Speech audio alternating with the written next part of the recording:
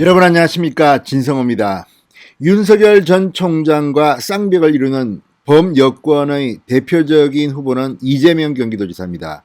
지금 각종 여론조사에서 1, 2위를 다투는 이재명.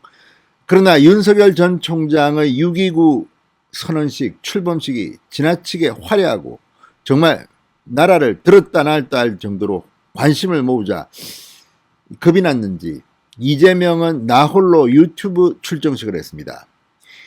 이 코로나 때문이라고는 하지만 아무래도 윤석열과 비교되는 게 싫었는지도 모르겠습니다. 그런데 이재명 지사 첫날 이 고향인 안동을 찾고 하면서 했던 발언이 지금 논란이 되고 있습니다. 크게 두 가지입니다. 하나는 대한민국 역사관을 정면으로 부인하는 듯한 발언. 이 친일파와 미군 점령군이 손을 잡고 뭐 어떻게 했다 이런 발언. 또 하나는 지역주의에 호소하는 발언.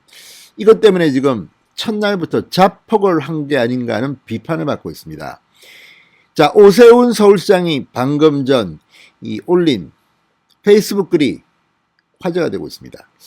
오세훈 시장이 올린 이 글은 이재명의 가장 아픈 곳을 겨냥합니다. 과거 사람이라는 겁니다. 미래에 대한 비전도 없이 역시 편가르기로 민주당 내에서 작은 몫이라도 챙겨서 대통령 후보가 되려는 게 아니냐, 이런 비판입니다. 자, 지금 오세훈 시장의 글을 읽어보면 왜 이재명이 대통령이 되면 안 되는가가 잘 나타납니다.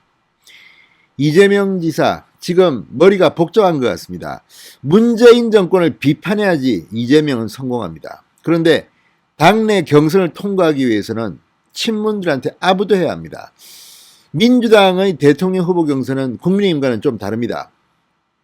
가장 높은 득표를 한 사람이 그냥 대통령 후보가 되는 게 아니라 과반수를 득표해야 됩니다. 그렇지 못하면 2차 투표를 해서 2등과 붙게 됩니다. 지금 이재명이 겉으로는 지지율이 압도적으로 높은 것 같지만 만약 과반을 차지하지 못하면 이낙연, 정세균, 박용진, 추미애 등등등이 연합해서 2등을 밀어주게 되어 있습니다. 그래서인지 이재명의 행보가 첫날부터 엉키기 시작했습니다. 오세훈이 이것을 비판했습니다.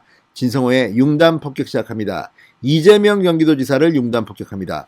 방송에 앞서 아직 진성호 방송의 구독자가 아니신 분들은 붉은색 구독 버튼 눌러주십시오. 더 좋은 방송으로 보답하겠습니다. 오 시장이 이재명을 향해 국민 편가르기의 역사를 이용하는 모습을 개탄한다고 말했습니다. 자, 오 시장은 2일 자신의 페이스북에 이재명 지사님, 당신은 과거입니까 미래입니까? 라는 제목의 글을 올렸습니다. 위대한 대한민국의 역사를 사랑한다. 우리 국민은 지혜롭게 한계와 위기를 극복해왔고 더 나은 내일을 위해 뛰어왔다. 대한민국사는 기회와 혁신의 역사였다. 이렇게 말했습니다. 그러면서 그런데 이재명 지사는 어제 충격적인 역사관을 밝혔다. 친일파와 미국 점령군이 합작해서 만든 나라가 대한민국이라는 것이다. 이 지사는 나라의 시작이 깨끗하지 못했다는 말까지 덧붙였다. 이렇게 우려했습니다. 지금 보수 우파와 진보 좌파의 차이 중 하나는 대한민국 역사를 자랑스럽게 생각하느냐 부끄럽게 생각하느냐입니다. 지금 이들은 이 김일성과 맞서 싸운 이 대한민국의 정통성을 부정하려는지 마치 소련군 김일성이 잡았어야 되는데 어떻게 하다가 이승만이 잡았다는 것을 개탄한 듯한 발언을 하는 이도 있습니다. 그만큼 지금 대한민국의 자랑스러운 역사, 그동안 피와 땀을 통해서 정말 한국전쟁, 6.25전쟁에서 피를 흘리고 이 김일성 전범자와 싸우고 또 박정희의 산업화를 통해서 그리고 그 뒤 민주화 과정을 통해서 오늘의 대한민국을 만들었는데 이 자랑스러운 역사는 눈에 보이지 않고 어떻게든 흠집을 내리는 게 아닌가 하는 의심을 받게 하는 겁니다. 오세훈 시장은 국민의 피와 땀으로 선진국이 된 역사를 이야기했다. 현실은 척박해도 도전할 기회가 있고 내일은 더 나아질 것이라는 믿음이 있는 세상을 살았다. 어려웠던 소년이 경기지사직까지 오르고 대통령에도 도전할 수 있는 나라, 대한민국의 자랑스러운 정통성을 더 이상 부인하지 말라, 이렇게 강하게 비판했습니다. 그러니까 대한민국이 자랑스러우니까 이재명 너도 말이야 경기도지사까지 오르지 않았냐. 어려웠던 소년공이 얼마나 대한민국 훌륭한 나라냐, 이런 겁니다.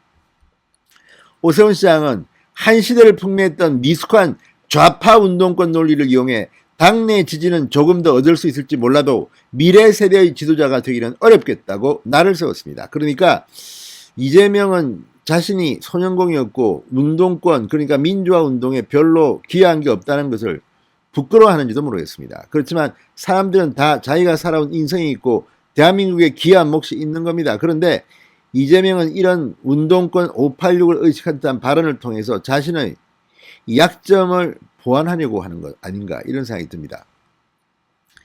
오세훈은 과거를 팔아 정치하고 과거를 팔아 집권하고 과거를 팔아 통치하며 미래를 힘들고 어렵게 만드는 정권은 이제 그만 보고 싶다고 말했습니다. 자, 이재명은 지난 1일 비대면으로 대선 출마 선언을 한 뒤 경북 안동을 방문해 대한민국이 다른 나라 정부 수립 단계와 달리 이 친일 청산을 못하고 친일 세력들이 미 점령군과 합작해 사실 그 지배체제를 그대로 유지하지 않았느냐, 깨끗하게 나라가 출발하지 못했다고 언급한 바 있습니다. 그러나 이것 또한 위선입니다. 자, 그러면 이 기사가 말한 대로 친일 세력이 대한민국 정부 수립을 주도했습니까? 그렇지 않습니다.